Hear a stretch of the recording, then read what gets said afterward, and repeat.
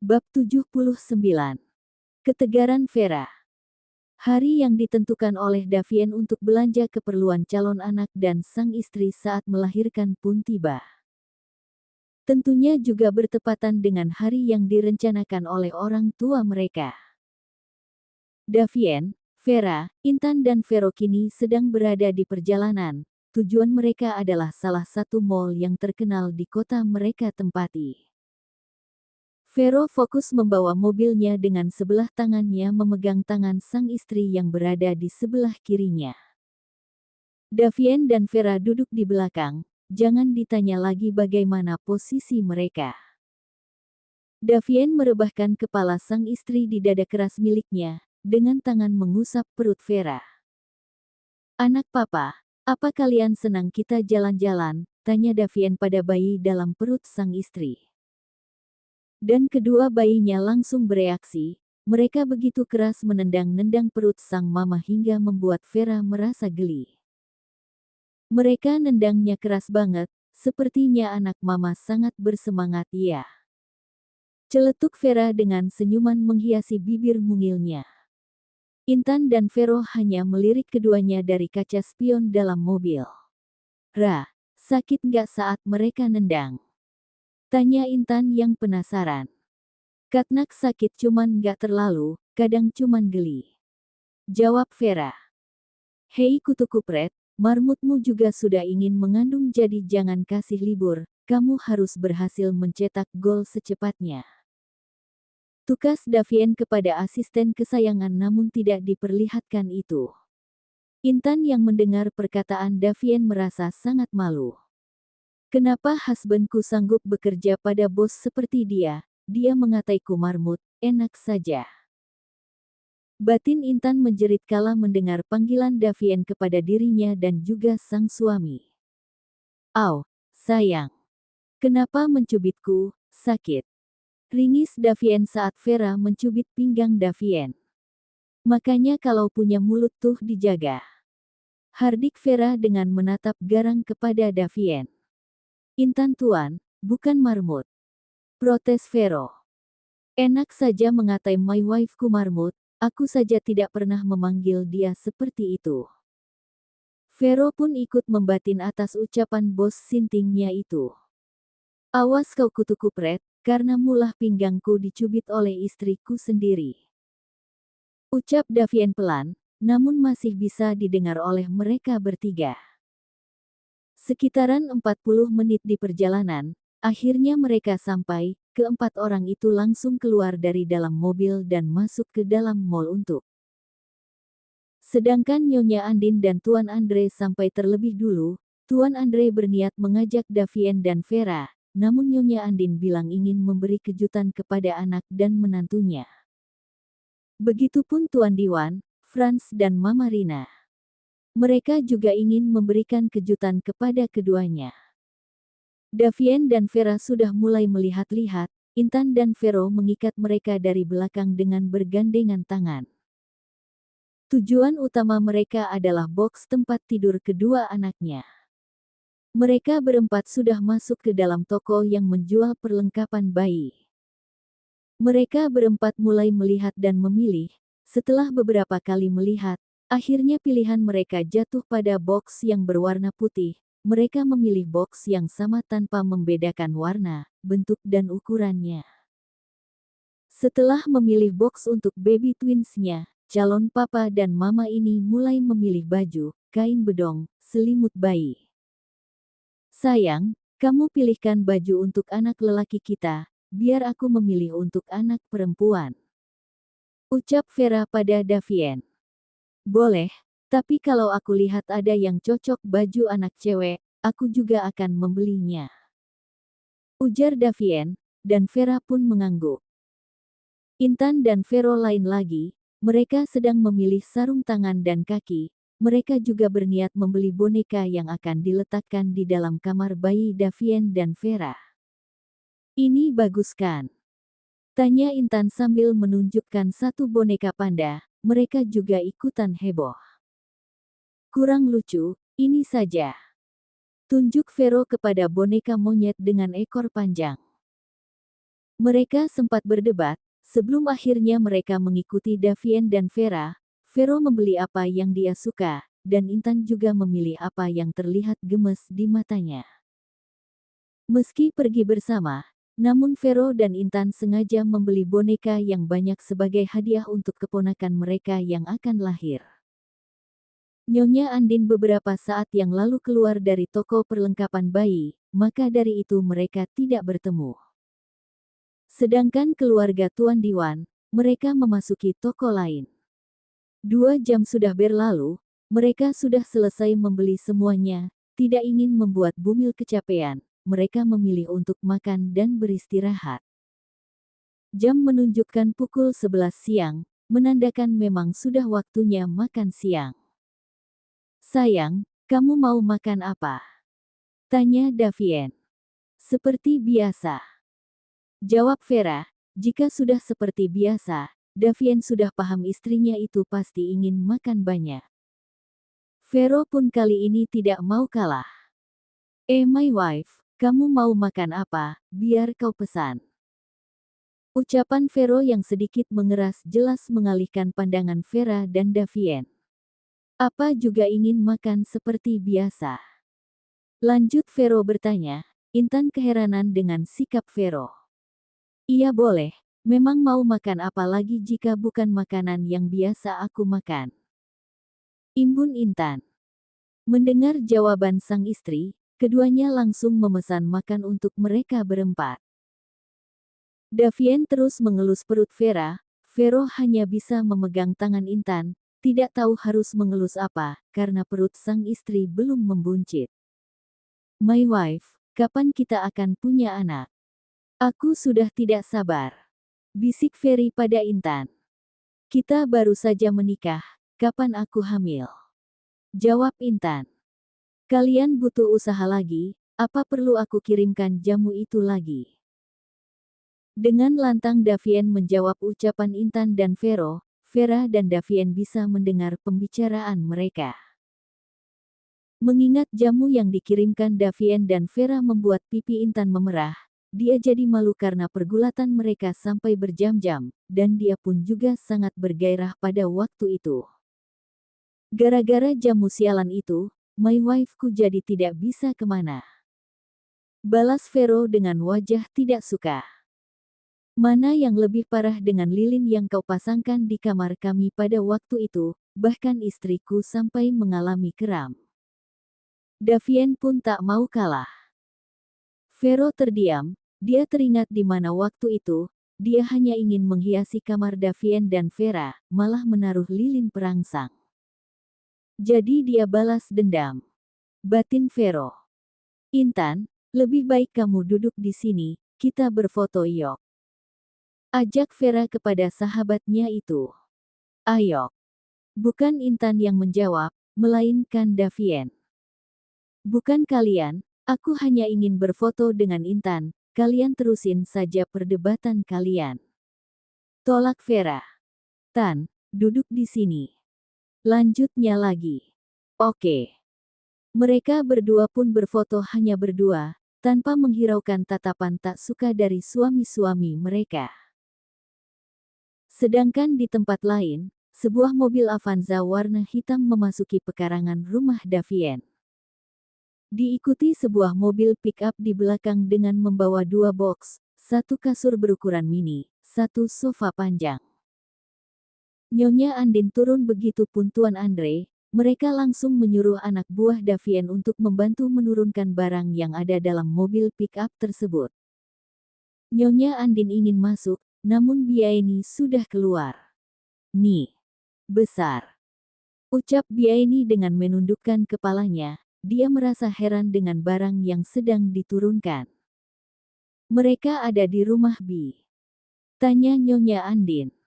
Mereka semua pada perginya. Kemana? Belum sempat Biaini menjawab, tiba-tiba sebuah mobil mewah juga diikuti oleh mobil pick-up di belakangnya juga memasuki halaman rumah Davien. Dengan isi yang sama seperti yang dibawakan Nyonya Andin tadi. Nyonya Andin dan Biaini menoleh, begitupun yang lainnya. Orang dalam mobil mewah tersebut turun, dan Tuan Diwan juga menyuruh beberapa anak buah menantunya membantu menurunkan barang-barang yang mereka beli. Mama Rina langsung melangkah pada Nyonya Andin yang sedang tercengang dengan barang di hadapannya. "Loh, kamu juga di sini?" tanya Rina sambil tersenyum. "Iya, aku baru saja sampai, habis membelikan perlengkapan untuk bayi dan Vera," jawab Nyonya Andin juga dengan senyuman. "Lah, sama, kami juga baru belanja," ujar Rina sambil menunjuk pada barang dalam mobil pick-up. "Hah, sama pula." Keduanya tertawa melihat barang mereka hampir sama. Franz menghampiri Nyonya Andin lalu menyalami mertua dari sang adik. Tuan Andre dan Diwan saling merangkul, mereka pun juga ikut tertawa melihat box sudah ada 4 terletak di depan mereka. 2 mobil pick-up yang mengantarkan barang mereka sudah keluar gerbang rumah Davien, tapi di balik mobil pick-up tersebut masuklah sebuah sport hitam dan juga diikuti 1 mobil pick-up lagi di belakang.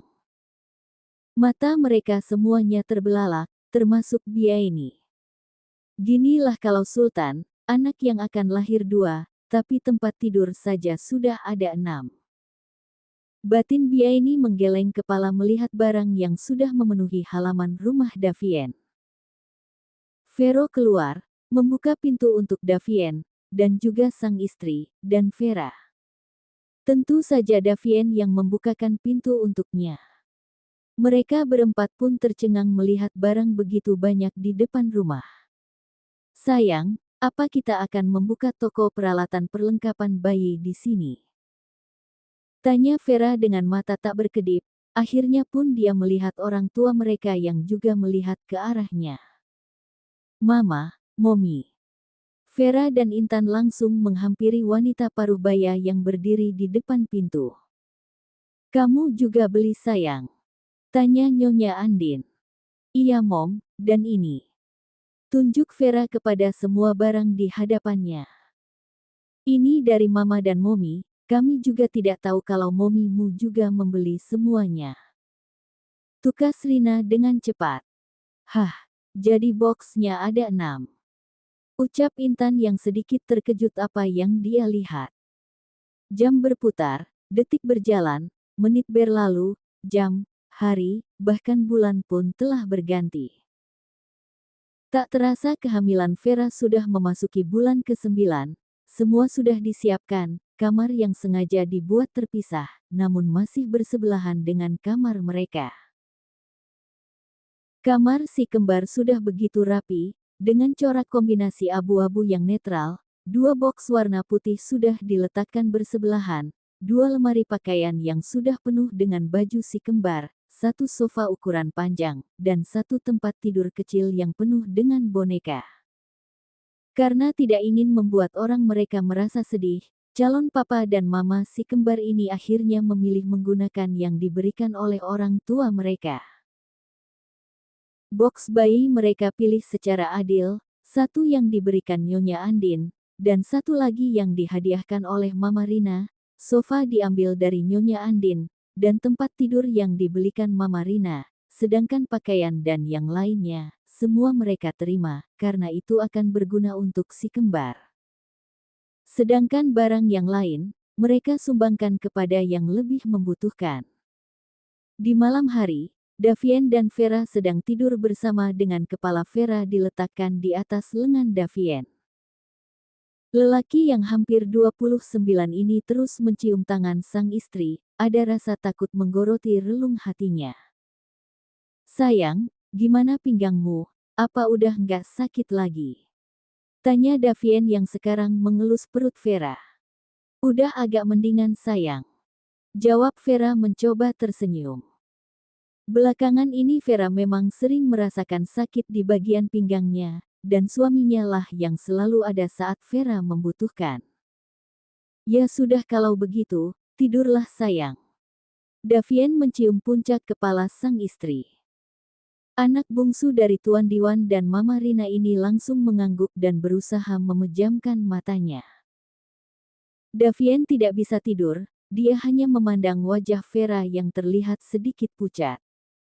Semoga kalian baik-baik saja kesayanganku. Kap. Semenjak kandungan Vera memasuki umur 9 bulan, Davien memang sudah tidak lagi meminta jatahnya. Dia khawatir dengan keadaan istri kesayangannya. Apalagi perut Vera terlihat sangat besar, mungkin karena dia mengandung bayi kembar.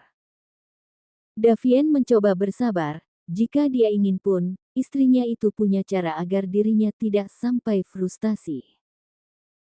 Berbeda dengan Davien dan Vera, pasangan yang sudah sebulan lalu halal ini sedang beradu dan berlomba mengeluarkan suara-suara angker di dalam kamar yang kedap suara itu. Siapa lagi kalau bukan Intan dan Vero, mereka bahkan tidak nganggur satu malam pun.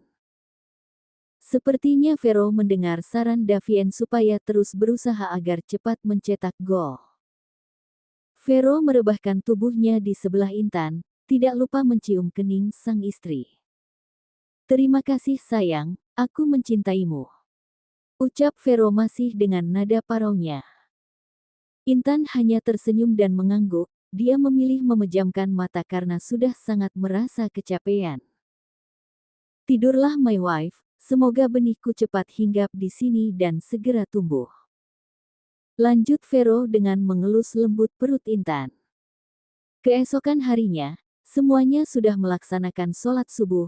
Intan yang kala itu masih menggunakan mukena langsung dengan cepat membukanya dan berlari ke dalam kamar mandi. Huek, huek, huek. Intan yang ternyata merasa mual langsung berusaha mengeluarkan isi perutnya. Huek. Intan mencoba mengeluarkan sesuatu lagi, namun hanya air liur putih yang keluar. "Sayang, kamu kenapa?" tanya Vero yang begitu terlihat panik. Tanpa disuruh, asisten dan sahabat Davien ini langsung memijat tengkuk leher sang istri. "Aku tidak tahu, tiba-tiba saja aku merasa mual, mungkin aku masuk angin karena semalam tidur tanpa menggunakan pakaian," jawab Intan sambil sesekali menutup mulutnya. Huek. Lagi-lagi Intan berusaha untuk muntah, namun hasilnya tetap sama. Vero terlihat sangat cemas apalagi dia menangkap raut wajah Intan yang terlihat pucat dan lemah. "Kita kembali ke dalam kamar ya," ucap Vero dengan begitu lembut. Intan mengangguk, dengan perlahan Vero memapah tubuh Intan, dia pun membaringkan tubuh lemah sang istri di atas tempat tidur. "Minum dulu ya." Lagi-lagi Intan hanya mengangguk, dia benar-benar kehabisan tenaga. "Aku panggilkan dokter ya," usul Vero yang kali ini dapat gelengan dari Intan. "Kenapa tidak boleh?" tanya Vero dengan wajah keheranan. "Aku hanya masuk angin, sebentar lagi akan sembuh," tolak Intan dengan suara lemah. "Ya sudah, kita tunggu 10 menit lagi, jika belum juga sembuh, maka aku akan memanggil Henry ke sini," ucap Vero lagi. Dia benar-benar merasa khawatir terhadap istrinya itu. Terserah dia sajalah, mana ada penyakit sembuh dengan sendirinya dalam waktu 10 menit. Batin Intan. Semakin dekat dengan hari persalinan, bukannya Vera yang merasa takut, melainkan Davien. Dari mulai usia kandungannya memasuki bulan ke-8, Davien merasa tidak tenang. Berulang kali Davien meminta Vera untuk melakukan operasi caesar, namun Vera menolak. "Aku ingin menjadi ibu sesungguhnya. Aku ingin melahirkan anak-anakku dengan mempertaruhkan seluruh tenagaku." Itulah jawaban yang selalu Vera berikan kepada Davien, hingga membuat anak tunggal dari Tuan Andre dan Nyonya Andin hanya bisa pasrah. Davien berulang kali memikirkan cara membujuk Vera agar mau melakukan operasi caesar, mengingat anak yang akan dilahirkan bukan satu, melainkan 2. Davien duduk termenung di kursi kebesarannya dalam ruangan mewah miliknya itu. Beberapa detik kemudian pun, pintu ruangan diketuk, muncullah sosok Vero dari balik daun pintu setelah dipersilahkan masuk oleh Davien. "Jika Anda ingin pulang silahkan Tuan," ucap Vero. Dia tahu jika sahabatnya itu sedang memikirkan Vera. Karena kondisi Intan tadi pagi, Vero tidak bisa meninggalkannya. Akhirnya Davien pun yang harus berangkat duluan ke kantor. Bagaimana dengan marmutmu? Tanya Davien langsung bangun dari duduknya. Sudah tidak apa tuan, mungkin dia hanya masuk angin. Jawab Vero yang sudah tidak mempermasalahkan panggilan Davien terhadap sang istri. Apa kamu sudah memanggil Henry? Tanya Davien lagi, sambil membereskan dokumen yang sedari tadi hanya menjadi bahan tatapannya tanpa menyentuhnya sedikit pun. My wife tidak mau tuan, dia bilang sudah tidak apa-apa. Mendengar panggilan Vero kepada Intan membuat Davien merasa mual. Lain kali tidak perlu memanggilnya dengan sebutan itu. Dan lain kali, jangan dengarkan dia saat dia melarangmu memanggil dokter, kesehatannya sangat penting. Davien berujar sambil melangkah meninggalkan ruangannya, menyerahkan semua pekerjaan kepada Vero. Sampai di rumah, Davien langsung naik ke atas menuju kamar yang ditempati oleh dirinya dan sang istri. Davin disambut dengan pemandangan yang memilukan, di mana Vera terlihat begitu lemah dan kesakitan. Vera berbaring sambil pinggangnya diusap oleh Intan. Vera sedang mengalami sakit pinggang yang begitu luar biasa.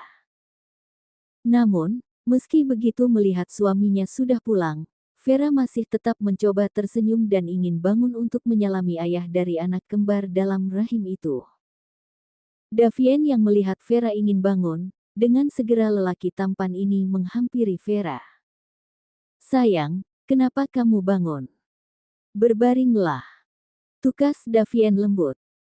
Melihat situasi seperti ini tentu membuat hatinya merasa tercabik. Davien yang memang tidak bisa melihat sang istri kesakitan, saat ini dia malah menyaksikan calon ibu dari anaknya sedang menahan sakit dan pura-pura tegar. Sayang, kenapa pulang awal? Tanya Vera. Sudah ada Vero di sana. Jawab Davien dengan mata yang berkaca-kaca melihat keadaan Vera. Meski Davien disebut dengan macan Asia, namun CEO Wilmar Group ini sangat lemah dan rapuh jika itu menyantap istri tercintanya. Kalau begitu aku keluar dulu Yara, Tuan, aku mau masak untuk Kak Vero. Imbun Intan kepada kedua pasutri itu. Iya Tan, makasih ya. Jawab Vera masih dengan sikap tegarnya. Kalian tahu Vera adalah wanita yang kuat dan juga tegar, dia tidak ingin membuat Davien merasa khawatir. Sekarang tidurlah.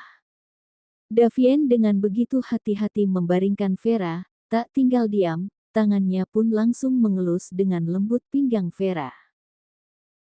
Vera memejamkan matanya sambil merasakan usapan yang begitu lembut diberikan oleh suami tercintanya hingga akhirnya pun dirinya terlelap.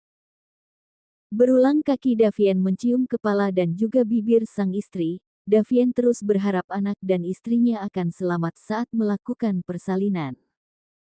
Makasih wanita tangguhku, kamu istri yang sangat sempurna untukku sayang. Kamu berusaha tegar rasa sakit hingga pada dirimu. Kamu wanita yang sangat hebat sayang, wanita yang sudah berhasil mengambil hatiku ini. Gumam Davien sambil menatap wajah sendu Vera. Dan kalian nak, kalian juga harus kuat dan hebat seperti mama. Jika sudah waktunya, kalian keluarlah, jangan buat mama kesakitan. Lanjutnya kini berbicara dengan kedua anak dalam kandungan Vera.